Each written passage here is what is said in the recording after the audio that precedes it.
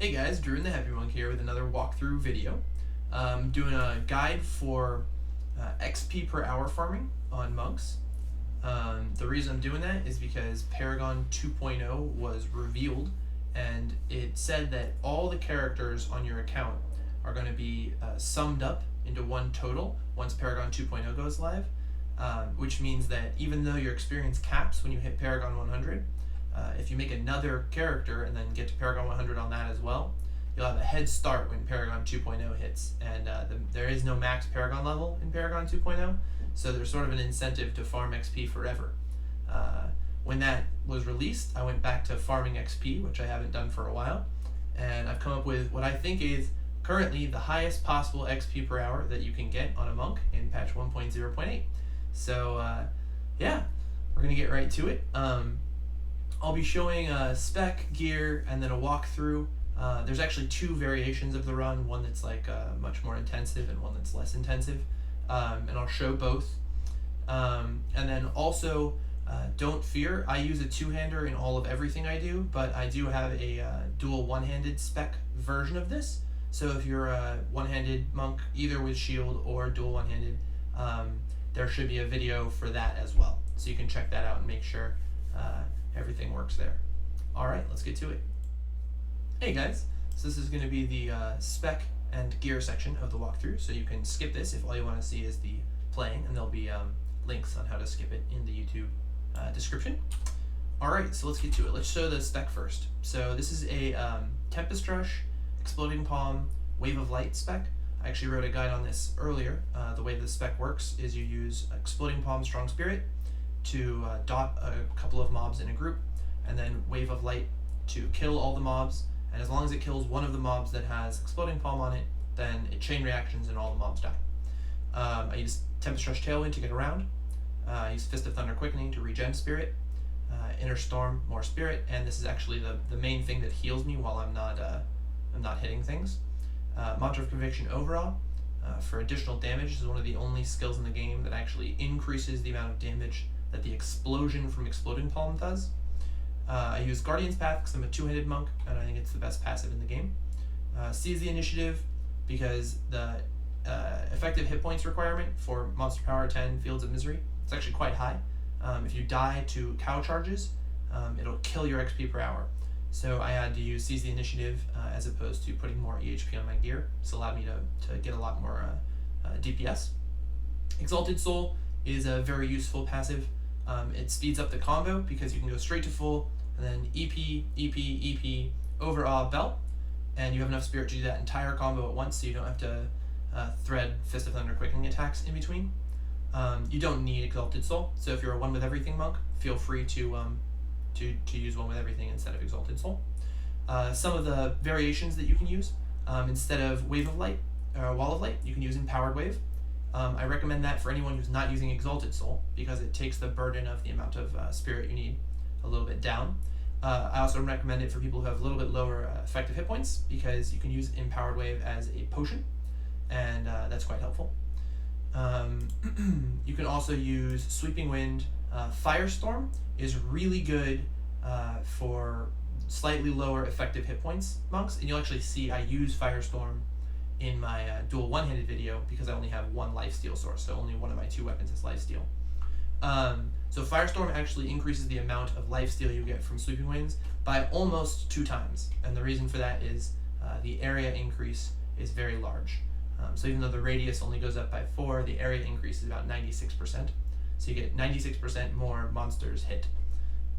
Blade Storm's a lot like Firestorm but worse. Cyclone's very bad, and Master of the Wind is very bad. So it's either Firestorm or Inner Storm, I believe. Firestorm for more healing, Inner Storm for more spirit. Blade Storm's actually a middle ground, so if you're right on the cusp needing a little bit more healing, but you would also like to do a little bit more damage to elites in the beginning, Blade Storm's acceptable. Exploding Palm, Strong Spirit, non-negotiable. All these other runes are terrible compared to Strong Spirit. Don't take them. Fist of Thunder Quickening can be replaced with Crippling Wave, Rising Tide. I would only do that if you either aren't going to kill elites, because it's actually quite nice to have Rising Tide instead of Fist of Thunder in Fields of Misery, or if you need a bunch more effective hit points, because it does a lot more damage than Fist of Thunder when surrounded by mobs. Taking Rising Tide definitely will tank your elite kill speed though, so that's an issue that you have to keep in mind. Mantra of Conviction Overawe is by far the better one, so if you can use Overawe, do, but if you have lower effective hit points and it's harder for you to tank the groups of mobs in Monster Power 10, or whatever Monster Power you're comfortable with, Mantra of Evasion Backlash is actually phenomenal. So the way that this works is Backlash procs every time, 50% of the time that you dodge a hit, and it procs an AoE attack. So the more monsters that surround you, the more it procs, and the more monsters each proc hits. So it actually makes you just completely invincible. So if you put on Backlash, and I can show you just real quick, it makes you relatively just straight up unkillable in groups of mobs. So you just turn Backlash on, and as long as you don't get hit by a cow charge, you can see that every time it procs, I just go straight to full health, so I can't die. That could be really helpful if your EHP is a bit lower, because as you can see, it's obviously nice to not die. You will definitely kill things slower though. So if you can use Overawe, do so. If you can't, Backlash is super acceptable. Alright, so those are the skills. Alright, now we're going to move on to the gearing section of the guide. So I'm a two-handed monk. I use a two-handed weapon. It is by no means required. Dual one-handed weapons works perfectly fine with this build. I do believe that two-handed is actually the most efficient possible spec, because you get access to Tempest Rush, and if you use a one-handed spec, you instead have to use Dashing Strike Quicksilver, because you won't be able to sustain Tempest Rush with a high attack speed. That being said, attack speed is fantastic for this build. The reason for that being that Exploding Palm doesn't do more damage if you have more DPS. It does damage based on the health of the monster that it's on. So the only way to increase the effective DPS that Exploding Palm does is to increase your attack speed. So the faster you attack, the faster you can apply EP, and then the faster you can get that spirit back. So you'll notice that I have attack speed on a lot of items. I have attack speed on gloves, chest, belt, pants, one of my rings, my second ring when I'm killing trash mobs, this is what I would use to kill stuff in Fields of Misery, and my amulet. So that's a lot of attack speed. There's a very specific reason for that, and it's because I feel like about this much is a good amount of attack speed, about the 1.4 level. If you have 1.5, that's fine. If you have 1.3, that's fine. 1.3 will feel a little cumbersome, but it's definitely doable. If you have above 1.5, so you're in the 1.6, 1.7 area, you probably can't use Tempest Rush anymore. It'll be too difficult. So I like to aim for that 1.4, 1.5 level. If you have a Scorn, that means you need a little bit less attack speed than I have. If you're using a Diablo for whatever crazy reason, then you need even less attack speed. If you're using if you're using a one-hander and a shield, it is actually doable to use a one-hander plus a shield and get down to that 1.5 level, and you can actually use Tempest Rush with a one-hander and a shield. I've done it. My one-hander doesn't have lifesteal, or I would show it to you. It's actually kind of cool, but you do need a spear or a mace. So aim for 1.4-ish, 1.5-ish attacks per second. Other than that, I just stacked a whole lot of DPS. So I've got dual nats for tons of crit, lots of crit damage on all the things. I have normal gear, normal for endgame monks, which is a lot of trifectas. One of the notable things is that I have stacked a significant amount of physical resist. So my bracers have all resist and physical resist, and my shoulders have all resist and physical resist. And I actually do recommend this for anyone who wants to do this run, because the vast, vast, vast majority of the damage that you take is physical. So you're going to be taking cow charges are physical, all the melee hits when you're surrounded by mobs in Fields of Misery are physical, all the melee hits in Decaying Crypt are physical. So there's very little elemental damage in this run. And the main things you have to live through are tons of hits at once and cow charges. So if you get nothing but physical resist, you don't need one with everything. It's not important to have the rest of these resists up there. 664 is definitely more than you need. I've done it at 500 physical resist. 664 is a convenience amount for me. So I have 47k HP. It's very, very, very difficult for me to die with this amount of EHP. This run is absolutely doable with less than that, though. Other than that, no real notable things about my gear.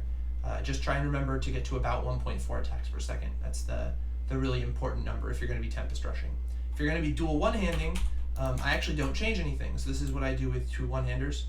And with this, because you won't be using Tempest Rush, the more attack speed the better. There's no amount of attack speed that's too much. So whatever you have. I have a Spear and an Echoing Fury, so this is the attack speed I get. Alright. So that's the gear. Some notes are, I use a Hellfire Ring. I highly recommend a Hellfire Ring. If your Hellfire Ring is garbage, you'll probably actually get better XP using a non-Hellfire Ring. Again, same thing with Ruby. I recommend using a Ruby. It's very helpful to use a Ruby, but you do have to do some trade-offs. So if it's between Monster Power 10 or Monster Power 9, and in Monster Power 9 you can use a Ruby, and in Monster Power 10 you need to use an Amethyst, definitely use an Amethyst. Monster Power 10 is worth way more than the Ruby. So I do recommend using XP plus XP % gear, but only if you can use it and maintain whatever the top level of your play is. As far as follower goes, as you can see, I have an unequipped Templar with a Leorix and a Hellfire Ring. I highly recommend this setup. He's only there for this skill, Inspire, which gives you more spirit. Everything else is unimportant, and I de-equip all of his items so that he dies and doesn't mess up the grouping of mobs in Fields of Misery. So highly recommend the perma-dead Templar status. Oh, one other thing, or I guess 2 other things. So there are some gear swaps that I've come up with that I feel like are very efficient. So one of them is Stone of Jordan. This I would actually hazard is a little bit more than just helpful. I think everyone should get a Stone of Jordan. It certainly does not have to be this good of a Stone of Jordan. The only important stat on this Stone of Jordan is increased damage against elites by 30%. All the other stats could be whatever the base minimum is, and it would still be worth switching to. And the reason for that is Exploding Palm, the amount of damage that it does is increased by this increased damage to elites stat. So when you kill an elite minion, it does half its life, multiplied by this elite damage bonus, multiplied by Mantra of Conviction.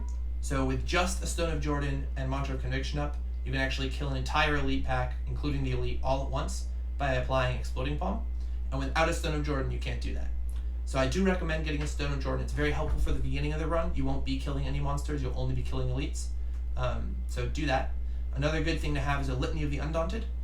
You can equip this as an additional form of effective hit points, so it's a big boost to effective hit points. I do that occasionally when fighting very, very difficult elite packs, so especially ones with reflex damage.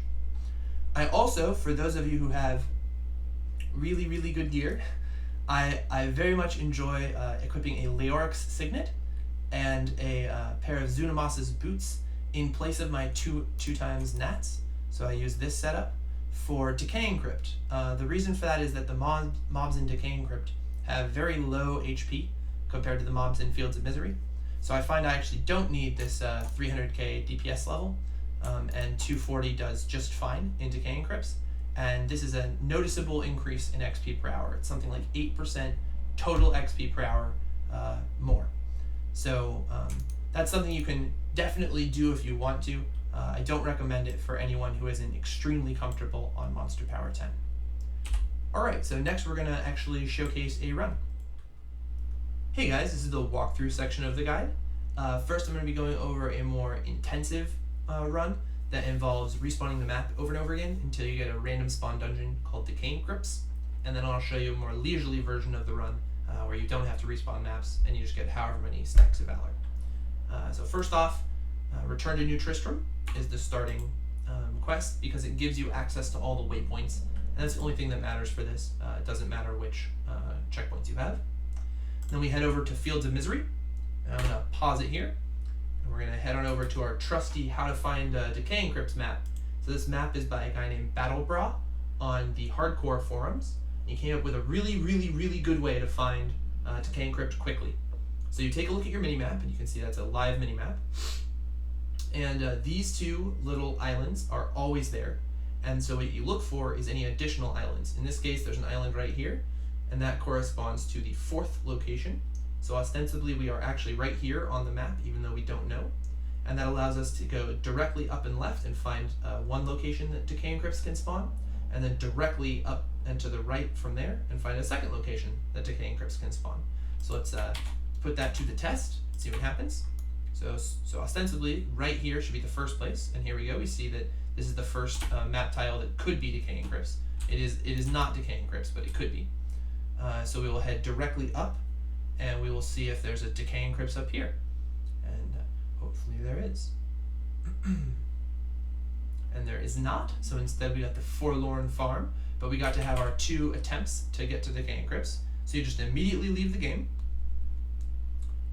and then you remake, and you do this over and over again until you find the Decaying Crypts. And if it's not in this one, then I will just quickly skip.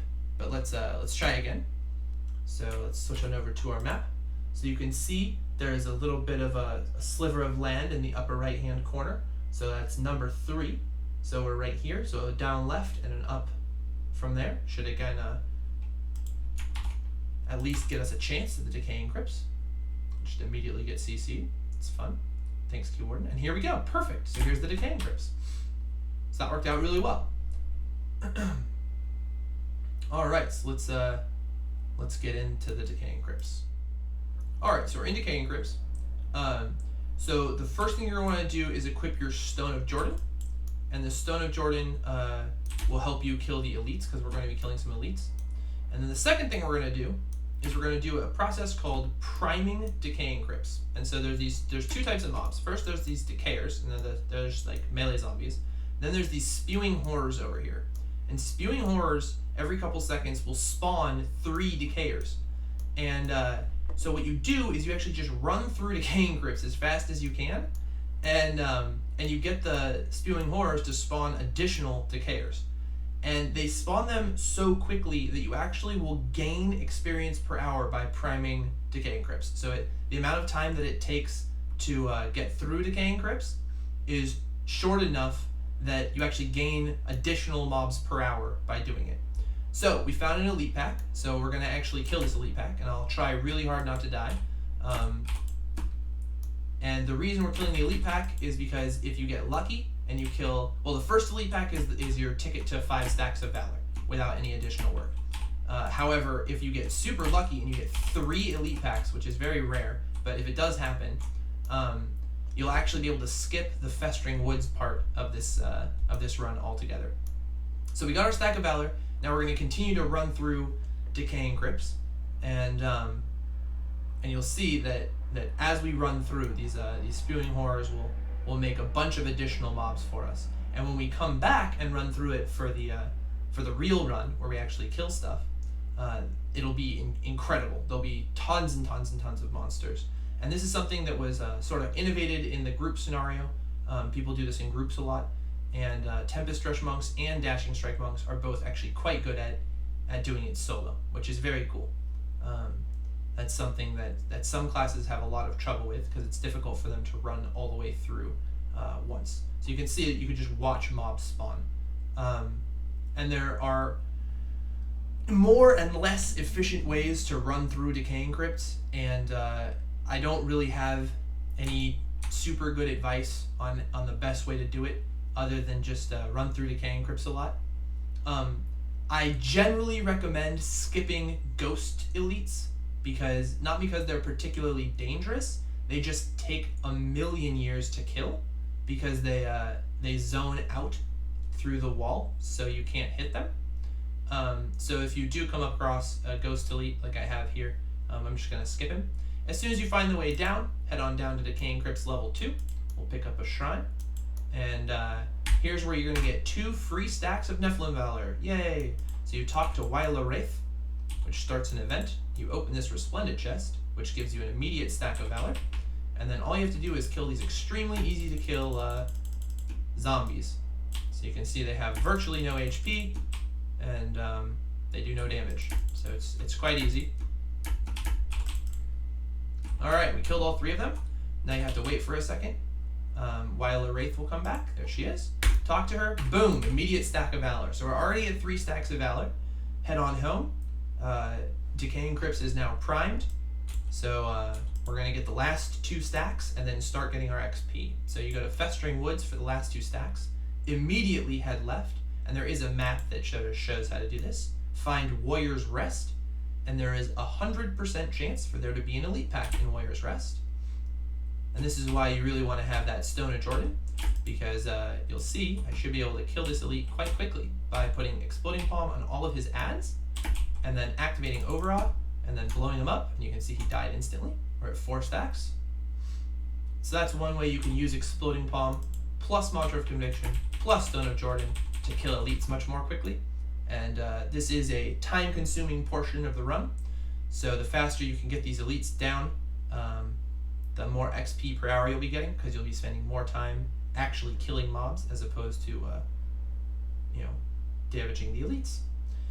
And then on the other side of, oh wow, second elite, or Enlightened Shrine, that's very good. This would be a high XP per hour run if I wasn't doing a walkthrough. There is Crypt of the Ancients, and there is 100% chance for there to be an elite in this zone as well. One thing to be careful of, as I always say, whenever people are going to use a build with Exploding Palm, if you fight against an elite with reflex damage, be very, very careful what you Exploding Palm, because if you Exploding Palm an elite ad, or even certain monsters with very high amounts of HP, when it hits the elite with reflex damage on, or even the elite ad with reflex damage on, you will die instantly, and that's no good. All right, so we've killed enough elites. We have 5 stacks of Valor. Gonna switch back to my XP per hour ring, so I get additional XP, and let's head on over to Cemetery of the Forsaken. This waypoint will allow you to start out in the same spot in Fields of Misery every single time. And now we will be running a path that leads us to Decaying Crypts. So we know that the Decaying Crypts is the quote-unquote bottom, so the south Decaying Crypts, and there is a specific path you can run to make you end up at the south Decaying Crypts. So I will show you that. So this section of the run is actually detailed pretty fully in my Tempest Rush Exploding Palm Bells guide. And basically the idea is you gather a bunch of goat men, because they follow you forever, and then you cast Exploding Palm 3 times, Overawe, Bell, everything dies. The number of Exploding Palms you should cast is variable based on your DPS. So if you have very, very, very, very high DPS, cast very few Exploding Palms. So 3 is probably the bare minimum. You may be able to get away with 2 if it's an exceptionally small pack. And if you have lower DPS, so when I use my dual one-hander build, for instance, I will do 4 Exploding Palms, and there's absolutely no reason not to do even more than that if that's what you need to do. So here's a good example. If I were to put Exploding Palm on one of the cows accidentally, and then kill it, while one of those frog guys had reflex damage on, the cows actually have enough life to instantaneously kill you.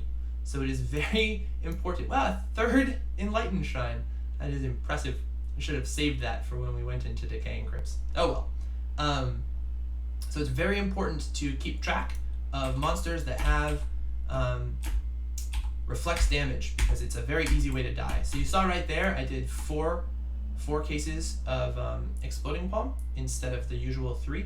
The reason was the size of the pack was very large, and I also have Empowered Shrine. And with an Empowered Shrine, you can just do whatever you want, because you have Infinite Spirit.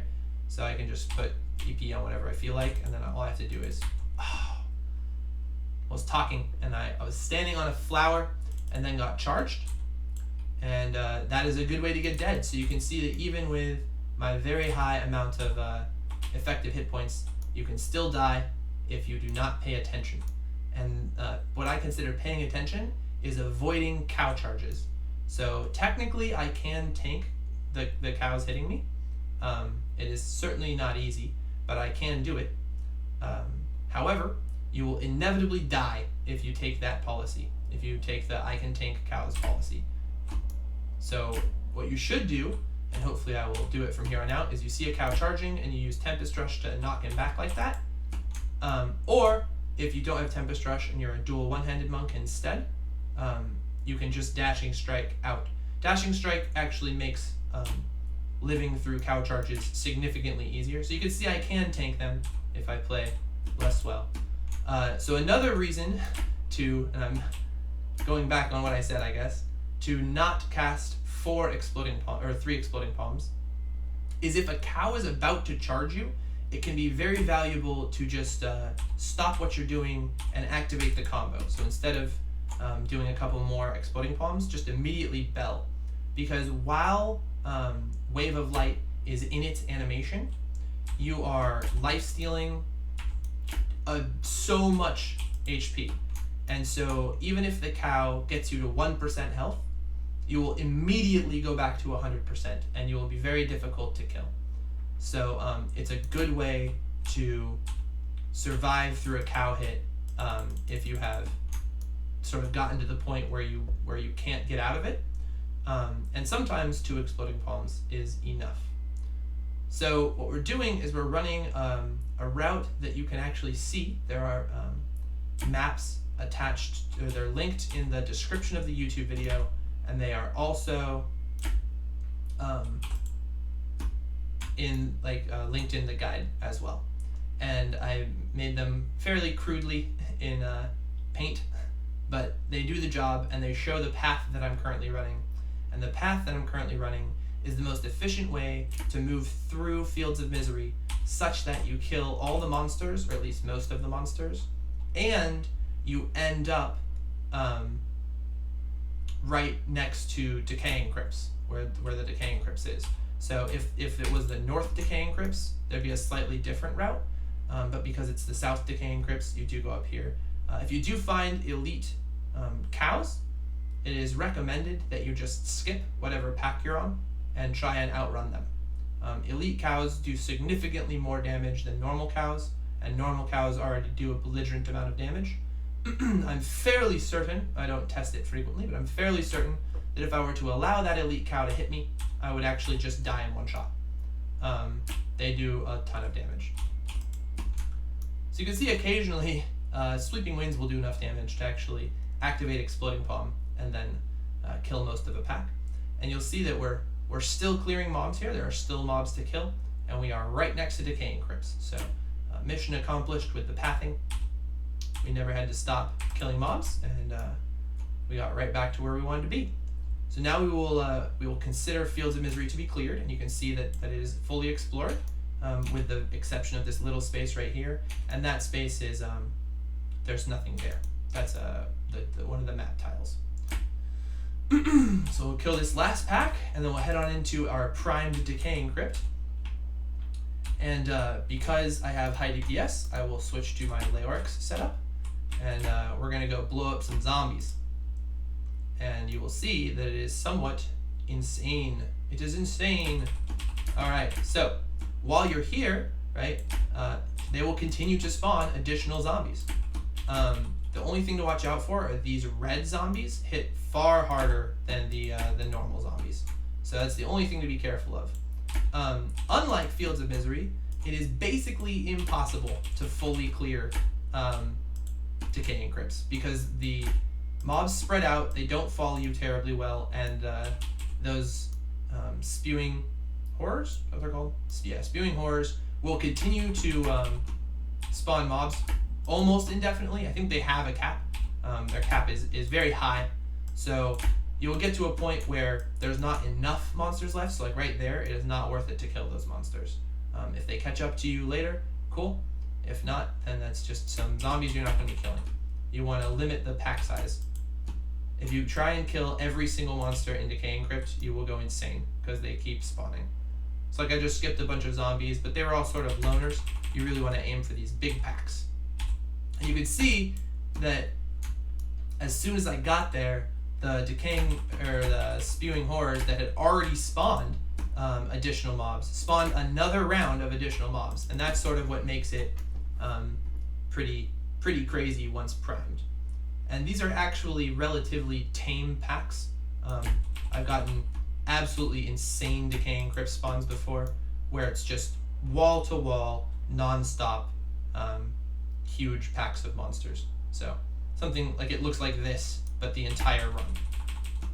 So this is a very nice representation. And you can see I just killed like a huge group, and there's still a huge group left.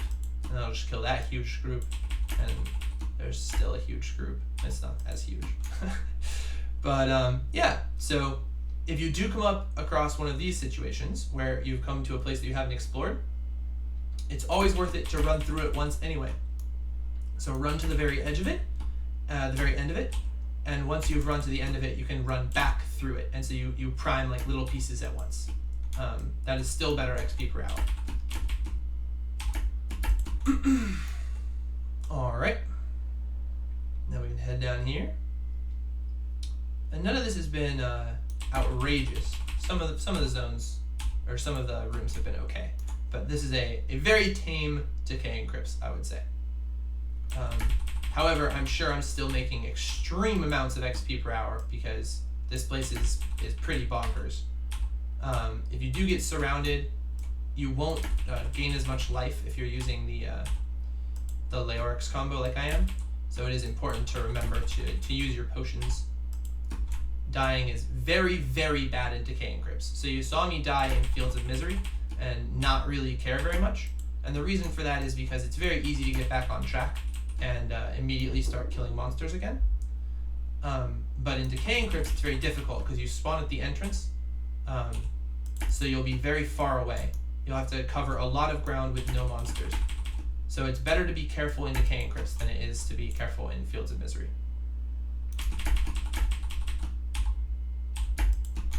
But yeah, you can see this is pretty nuts. Oh yeah, I forgot about them. There's our elite ghosts. Thankfully they're at the very end, so we don't have to fight them for very long. Elites definitely make life harder. So another good reason to kill all the elites you find who aren't ghosts in Decaying Crypts is because they make your Decaying Crypts run significantly more difficult.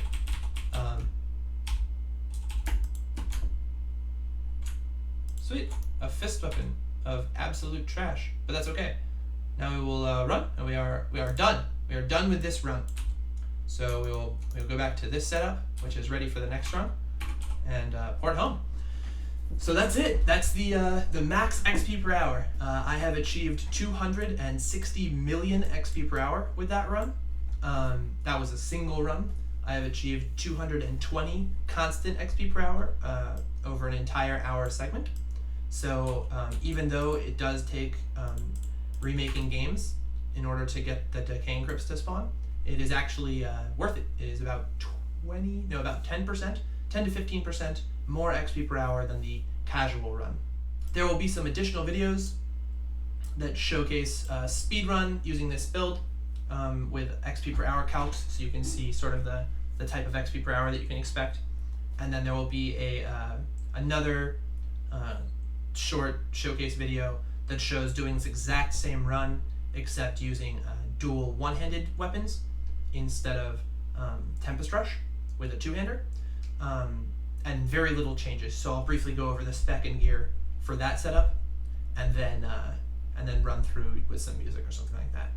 All right, well, thanks everyone so much for watching, and as always, if you have any questions specifically about monks or Diablo 3 gameplay, please friends request me. My battle tag is Druin1518. You can also leave messages on YouTube or on the Diablo forums, and I'd be happy to get back to you. All right, thank you so much.